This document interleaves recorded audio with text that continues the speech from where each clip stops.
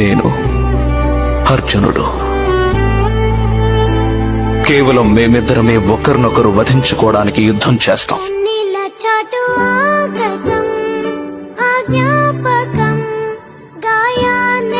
అర్జునుని చేతిలో నేను మరణిస్తే అప్పుడు మీ 5 పుత్రులు సజీవంగా ఉంటారు. కానీ నా చేతిలో అర్జునుడు మరణిస్తే అప్పటికీ మీ పుత్రులు 5 జీవించే ఉంటారు. ఎందుకంటే అప్పుడు నేను మిమ్మల్ని మాత అని పిలుస్తాను.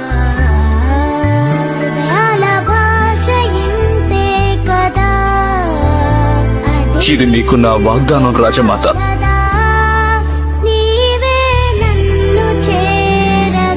నేను మీకు ఇవ్వగలిగిన దానం ఇదే.